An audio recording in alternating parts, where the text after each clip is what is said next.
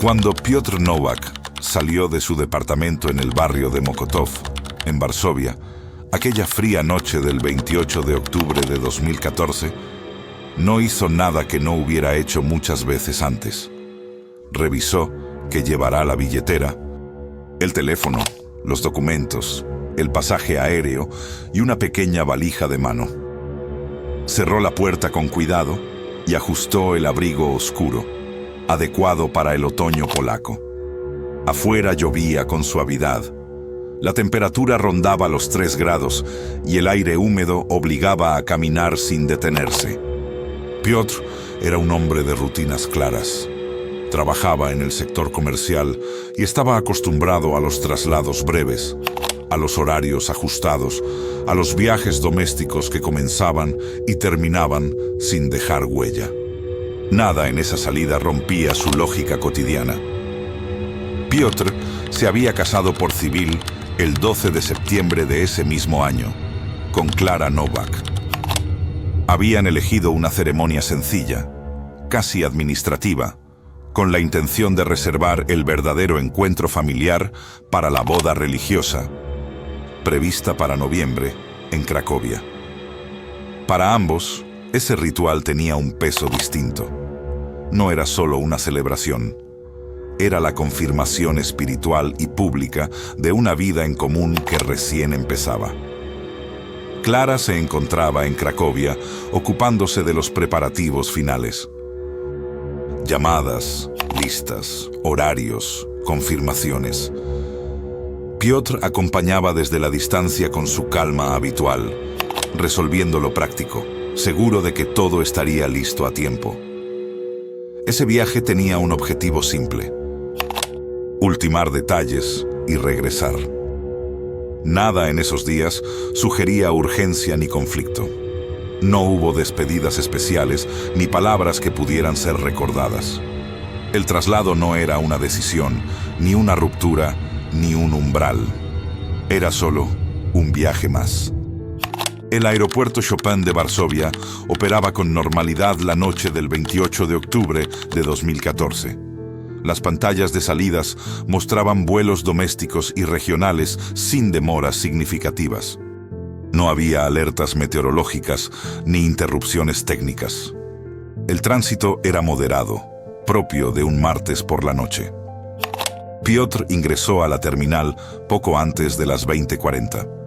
El check-in del vuelo con destino a Cracovia se realizó sin observaciones. Su documentación fue validada correctamente y el equipaje de mano pasó por el escáner sin requerir revisión adicional. El control de seguridad transcurrió de manera rutinaria, sin demoras ni llamados secundarios. El sistema funcionaba como estaba previsto. A las 21:05 comenzó el embarque. Los pasajeros abordaron por grupos reducidos, siguiendo el procedimiento habitual. Piotr ingresó junto al resto, ocupó su asiento asignado y colocó la valija en el compartimento superior. No solicitó asistencia ni mantuvo conversaciones relevantes. No hubo cambios de puerta ni anuncios extraordinarios. Las puertas se cerraron según protocolo y el avión inició el rodaje minutos después. El despegue se produjo sin incidentes. El trayecto Varsovia-Cracovia estaba programado para una duración aproximada de 50 minutos. Durante el vuelo no se registraron turbulencias relevantes ni fallas técnicas. Las comunicaciones entre cabina y torre fueron normales. Algunos pasajeros dormían, otros revisaban sus teléfonos. Para la tripulación, se trataba de una ruta breve y repetida. Desde el punto de vista operativo, no hubo anomalías. Cada paso quedó registrado. Cada procedimiento se cumplió. Nada, en ese momento, indicaba que ese vuelo sería distinto a cualquier otro. A las 21:46, el avión aterrizó en el Aeropuerto Internacional John Paul II de Cracovia. El descenso fue estable y el rodaje hasta la puerta asignada se realizó sin demoras. Desde la cabina no se reportaron incidencias y la señal de cinturones se apagó en el tiempo habitual. Las puertas se abrieron y los pasajeros comenzaron a descender con la rutina propia de un vuelo nocturno corto. Abrigos ajustados, bolsos al hombro, teléfonos encendiéndose mientras avanzaban por la manga. No hubo apuro ni confusión. El flujo fue continuo y ordenado. En la zona de llegadas, el equipaje de mano acompañó a los pasajeros sin inconvenientes. No se registraron objetos abandonados ni llamados por altavoz. La escena era idéntica a la de cualquier otro arribo doméstico en ese horario. Clara se encontraba en la terminal esperando. Observó a los pasajeros aparecer uno tras otro, reconociendo rostros ajenos y descartándolos con rapidez. No había ansiedad inicial. El vuelo había sido puntual. Piotr debía estar entre los últimos. Pero el flujo se agotó. Cuando la manga quedó vacía y el personal comenzó a cerrar el procedimiento de desembarque, Piotr Novak no había aparecido. No descendió entre los primeros, tampoco entre los últimos. Simplemente no estaba. Se consideró, en un primer momento, una demora menor, una confusión pasajera, alguien que hubiera quedado unos minutos más dentro de la aeronave. La tripulación realizó el control final de cabina. Los baños estaban vacíos, los pasillos despejados, los compartimentos cerrados. El avión quedó completamente vacío. No hubo gritos, no hubo corridas, no hubo escenas. El vuelo había aterrizado completo. Los pasajeros habían descendido. El equipaje había sido retirado. Y sin embargo, Piotr Novak no estaba allí. No había nada fuera de lo común, salvo una ausencia. Así comenzó el vacío administrativo. Una presencia confirmada en el punto de partida, un aterrizaje normal y una ausencia total en el destino.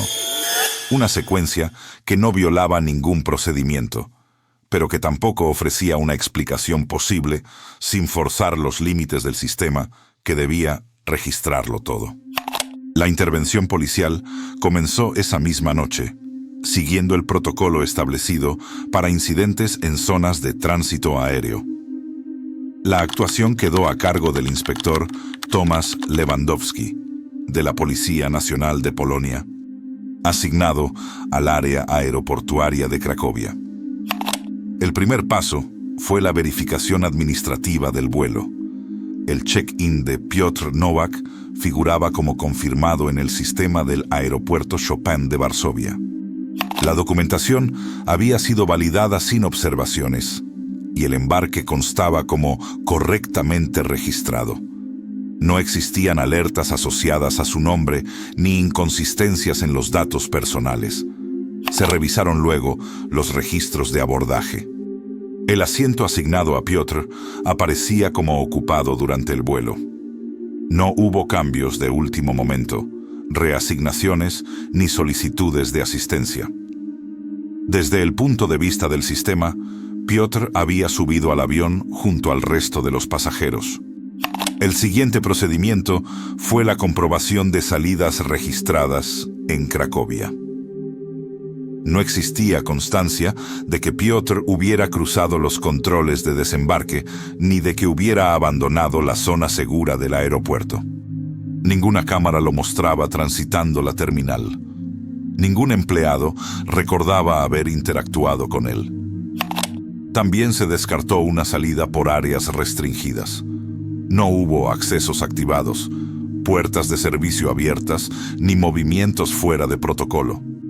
La aeronave había sido inspeccionada y no se encontraron personas a bordo. Con los datos reunidos, la conclusión fue estrictamente técnica. No había indicios de delito. No había señales de accidente.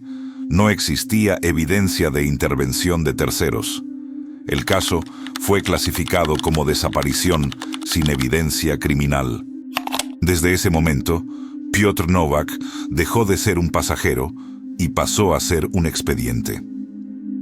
Después de la intervención inicial y del cierre operativo del aeropuerto, la espera pasó a concentrarse en Clara.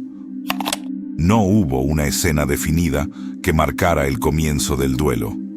No existió un momento claro de quiebre. La ausencia de Piotr se instaló de manera progresiva, casi silenciosa, ocupando los espacios que antes llenaba la rutina. Durante los primeros días, Clara permaneció en Cracovia. Volvía al aeropuerto sin un plan concreto. Revisaba horarios, hablaba con personal que no tenía información nueva. No buscaba una revelación, sino una corrección mínima del sistema, un dato omitido, un error subsanable. Esa expectativa se fue diluyendo con el paso de las semanas. El insomnio apareció temprano. Dormía pocas horas. Se despertaba de forma abrupta y revisaba el teléfono ante cualquier notificación. La ansiedad se manifestó de manera constante, no como crisis agudas, sino como una tensión sostenida. El tiempo comenzó a perder estructura. Los días se parecían entre sí, organizados alrededor de una espera que no avanzaba. En 2015, inició tratamiento con la doctora Magdalena Krull, psiquiatra. Los registros clínicos describen un cuadro de ansiedad persistente, alteraciones del sueño y un proceso de duelo sin cierre. No había confirmación de muerte, pero tampoco indicios de retorno. En una de las anotaciones quedó asentada una frase recurrente en las sesiones. La paciente no se siente viuda, pero tampoco esposa. En términos clínicos, Clara había quedado suspendida en un estado intermedio. No podía despedirse, pero tampoco continuar. La ausencia de Piotr no se integraba como recuerdo, sino como una presencia incompleta, siempre activa. No había ninguna muerte confirmada. No había regreso posible. Solo una espera sin forma. Con el paso de los meses, la investigación dejó de producir novedades. No aparecieron testigos nuevos. No surgieron registros adicionales. No se detectaron inconsistencias técnicas que justificaran una ampliación del operativo inicial. A nivel administrativo, el caso había alcanzado un límite funcional. El expediente PL-AV 2014 WN 028 fue reclasificado por inactividad.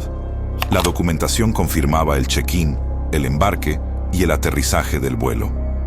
No existían pruebas de delito, ni indicios de intervención de terceros, ni fallas operativas demostrables. Bajo esos criterios, el caso fue archivado como desaparición voluntaria sin evidencia de delito. No hubo notificación formal dirigida a Clara. Simplemente dejaron de llamarla. Dejaron de solicitar datos. Dejaron de actualizar el expediente. La investigación no se cerró en términos absolutos. Se archivó, quedando suspendida a la espera de nuevos elementos. En el plano personal, la recomendación clínica fue clara: intentar un cierre simbólico, reducir la exposición constante a la búsqueda, reconstruir rutinas mínimas. No como aceptación, sino como forma de supervivencia. Clara lo intentó. Durante un tiempo, dejó de ir al aeropuerto, guardó documentos, evitó revisar horarios y listas, pero el silencio institucional no trajo alivio. Solo confirmó algo más difícil de sostener. El sistema había terminado su parte. Ella no. En abril de 2018, como cada año, distintas instituciones polacas participaron en la actualización y digitalización de registros vinculados a la masacre de Katyn. No se trataba de una investigación nueva ni de una reapertura judicial. Era un proceso técnico: normalizar listados, unificar criterios, convertir archivos físicos en bases de datos consultables. Los nombres ya existían, Los documentos ya habían sido reconocidos. El trabajo consistía únicamente en ordenarlos. Durante una de esas jornadas, Clara accedió a un listado nominal de víctimas, habilitado para consulta pública en el marco de las conmemoraciones anuales. No buscaba confirmar nada en particular. Revisaba nombres sin un objetivo definido, más por hábito que por expectativa. Durante años había aprendido a convivir con registros, expedientes y listados que nunca conducían a ningún lugar. El apellido apareció sin destacarse. Nowak. Era un apellido común, polaco, repetido. Clara lo leyó sin detenerse y siguió avanzando. Fue el nombre lo que la obligó a volver atrás. Piotr. La combinación no activó una reacción inmediata. No hubo certeza ni negación. Solo una interrupción leve en el gesto automático de pasar página. El listado indicaba rango militar, condición de oficial de reserva y una fecha, abril de 1940. Clara solicitó el expediente asociado como quien pide una aclaración administrativa. El trámite fue simple. El archivo existía. Estaba completo. Incluía datos personales, asignación militar y una fotografía en blanco y negro, incorporada durante los procesos de identificación tardía. No había comentarios añadidos, no había notas explicativas, no había referencias cruzadas. El nombre quedó allí, integrado al sistema, y nada, en ese momento, explicó por qué. El expediente asociado al nombre no presentaba inconsistencias formales. Estaba integrado a un conjunto documental auditado, con numeración correlativa, sellos de validación y referencias cruzadas con otros registros militares del mismo periodo. La ficha identificaba a Piotr Nowak como oficial de reserva del ejército polaco. Indicaba unidad, rango y fecha de incorporación. El destino final figuraba sin ambigüedad, abril de 1940. Lugar de ejecución, el bosque de Katyn, en la región de Smolensk, a varios cientos de kilómetros de Varsovia. No se trataba de un apunte marginal, ni de una anotación añadida con posterioridad. El registro formaba parte de una base consolidada, revisada y normalizada tras los procesos de desclasificación y digitalización iniciados años antes. No era un documento aislado. Estaba rodeado de otros cientos de nombres con trayectorias similares. La condición estaba explicitada con lenguaje administrativo. Ejecutado, no como civil, no como desaparecido, no como error tipográfico. El expediente incluía una fotografía incorporada durante tareas de identificación tardía. Imagen frontal. Iluminación irregular. Ningún rasgo destacado en el encuadre. Solo un rostro detenido en el tiempo. Archivado junto a otros. Desde el punto de vista técnico, no había margen interpretativo. El nombre coincidía. La ficha estaba completa. El registro no admitía correcciones sin alterar toda la estructura documental que lo contenía. El hallazgo fue comunicado a las autoridades correspondientes para su cotejo administrativo. No como denuncia, no como hipótesis, como una anomalía de cruce entre sistemas que en teoría no debían tocarse. Un expediente contemporáneo seguía abierto. Un registro histórico afirmaba una muerte ocurrida 74 años antes. Ambos decían lo mismo sobre una sola cosa. Ese nombre ya había sido contado. Katyn no fue un episodio aislado ni una anomalía de guerra. Fue una operación sistemática de eliminación. En la primavera de 1940, miles de oficiales polacos, militares, médicos, profesores, funcionarios, fueron ejecutados de forma metódica por el NKVD, la policía política soviética. No hubo juicios, No hubo enfrentamientos, no hubo errores individuales. Las víctimas fueron seleccionadas, trasladadas y asesinadas como parte de un procedimiento administrativo. La vida humana, en Katyn, no era un valor a preservar, era un problema a resolver. Durante décadas, la responsabilidad de la masacre fue ocultada. La versión oficial atribuyó los asesinatos a la Alemania nazi, y esa falsedad se sostuvo durante gran parte de la Guerra Fría. Recién a finales del siglo XX, con la apertura parcial de archivos soviéticos, la autoría fue reconocida. Incluso entonces, muchos registros permanecieron fragmentados, incompletos o inaccesibles. Katyn no es solo un lugar, es un sistema donde el tiempo histórico ya no ofrece alternativas. Por eso, el hallazgo del nombre de Piotr Nowak no remite únicamente a una muerte ocurrida en 1940. Remite a una maquinaria que no admitía excepciones. A un punto donde la biografía individual deja de importar y queda absorbida por una lógica de eliminación. El tiempo, en este caso, no lo condujo a otra época para vivir algo distinto. Lo depositó en un engranaje donde la única función posible era morir. Katyn no fue un accidente del pasado, fue una sentencia. A partir del momento en que el registro histórico fue aceptado como auténtico, el caso dejó de ser tratado como una desaparición administrativa. Tras el hallazgo, el expediente fue remitido al Institute of National Remembrance, organismo encargado de custodiar y auditar los archivos vinculados a crímenes de guerra del siglo XX. Allí fue revisado por Marek Zielinski, historiador y archivista especializado en la masacre de Katyn.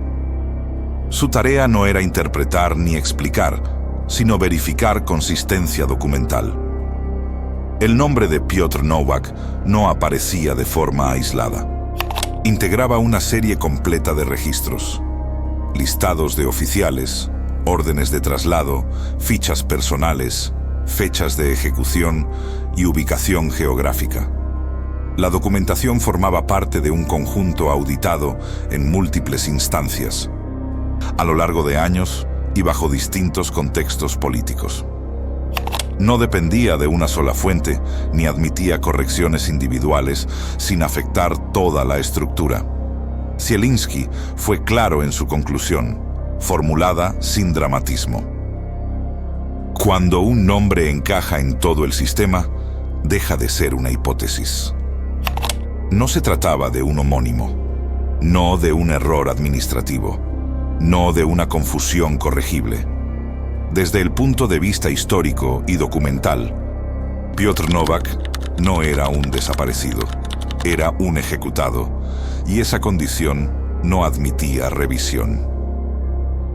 La confirmación no produjo un estallido inmediato.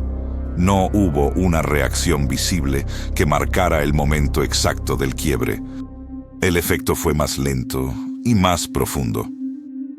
Clara comprendió, de forma gradual, que ya no existía un escenario posible de retorno.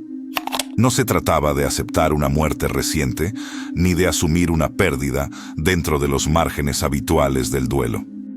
Piotr no estaba en algún lugar desconocido del presente. No estaba retenido, ni extraviado, ni ausente por decisión propia. Había quedado fijado en otro tiempo, en un punto cerrado de la historia. No habría llamadas inesperadas. No habría errores corregidos. No habría reencuentro. La ausencia adquirió un peso definitivo.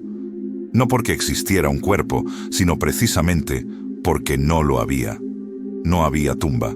No había restos. No había un lugar físico donde dirigir el duelo. Solo un registro histórico que afirmaba una muerte ocurrida décadas antes. Desde entonces, el vínculo dejó de proyectarse hacia el futuro. El amor no desapareció, pero quedó suspendido, sin dirección posible. No podía transformarse en recuerdo cerrado ni en esperanza activa. Permanecía inmóvil. En las sesiones posteriores, los registros clínicos señalaron un cambio decisivo. La ansiedad ya no estaba ligada a la espera. El insomnio ya no respondía a la posibilidad de una llamada. La angustia había cambiado de forma. Ahora era la consecuencia de una certeza irreversible. Clara entendió que no habría regreso. No porque el tiempo no pudiera explicarse, sino porque ya había dictado su sentencia. No hubo consuelo, solo aceptación. En marzo de 2020, mientras el mundo se detenía, Klara Nowak murió en Varsovia a los 42 años. La causa oficial consignó complicaciones asociadas a un trastorno depresivo mayor y estrés recurrente. No hubo menciones al expediente, ni referencias cruzadas. El archivo PLAB 2014 WN 028 nunca fue reabierto. No porque hubiera sido resuelto, sino porque no aparecieron nuevos elementos que lo sostuvieran. El caso quedó suspendido, en el mismo punto donde el sistema deposita lo que no puede explicar. El nombre de Piotr Nowak permaneció registrado en dos tiempos incompatibles. Ninguno absorbió al otro. El tiempo no ofreció respuestas. No se quebró. No se explicó. Simplemente dictó una sentencia. Algunos hombres desaparecen del presente. Otros desaparecen del futuro.